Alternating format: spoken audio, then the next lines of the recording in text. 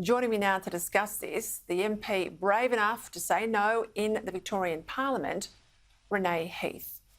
Well, I wanted to talk to you tonight, Renee, because I read your remarks, incredibly passionate speech. You're absolutely for the environment, but you care about jobs. You want gas on the table. You want Victoria to make things and have a decent, solid budget and get rid of some of this debt. Give us an understanding about why you took the stand you did. What are your reasons? Thank you so much, and thanks for having me. There were two main reasons, really. The first one is I represent the Eastern Victoria region, which is an area that has been completely obliterated by Labor's green policies.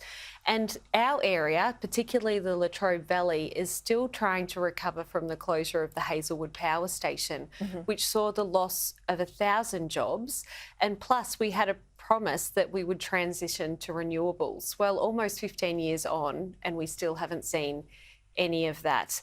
And then, as you would know, at the beginning of this year, we saw the closure of the native timber industry. That has absolutely devastated so many communities like Hayfield and Orbost. Again, thousands of jobs have been lost, and there has been promise to transition. Well, so far, the only transition we've received there is consultants coming in and saying how to close down your business.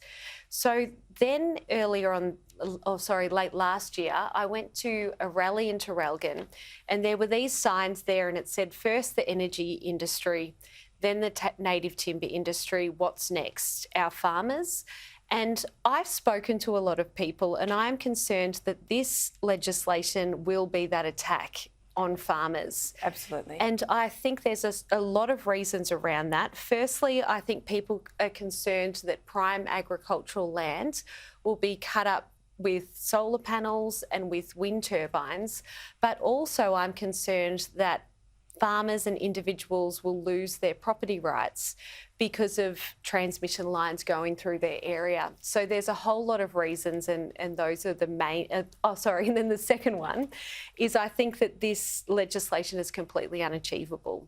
So in order to get to the 82%, which we set nationally, we would have to install about 22,000 solar panels per day, and also 40 wind turbines per month. Now, Victoria has just gone over and above that to 95%, yet I have looked and I've looked and looked, and my staff have looked, and a lot of people have. We cannot find any detail of what the approach, achievable steps are that we need to take to get to that. So I'm worried that we're misleading the public and that it's not achievable at all.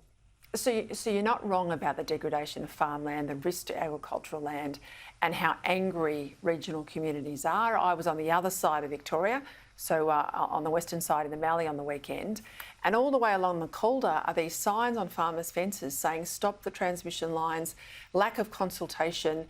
There was one that says say no to AEMO that's in charge of the rollout. They don't feel consulted. They say this will put, as I said, agricultural land at risk. And they think these targets are utterly meaningless, and then they'll come after, cattle and sheep and, the meat we've got on our plate. If people are saying that and your colleagues are saying this to me behind closed doors, how is it you are the only Liberal brave enough to talk this sort of common sense in the Parliament? Well, I think, again, there's probably two reasons for that too.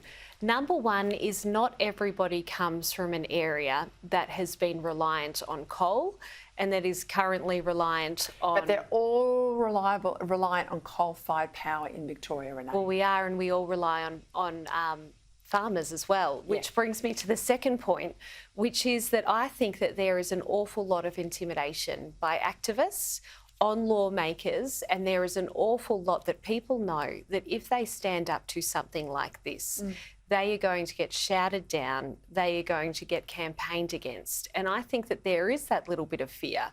But what I think is good that has come out of this is that I have been able to mount a pretty good argument of common sense and facts. And I think it's not until we have the ability to do that that you are able to show fact versus fiction. And I think as time goes on, and we've seen this in many other countries, for instance, some of the forerunners for renewables were areas like Italy, Germany, the Netherlands and Austria. And they've all wound it back. And they're all winding it back. But we know that now.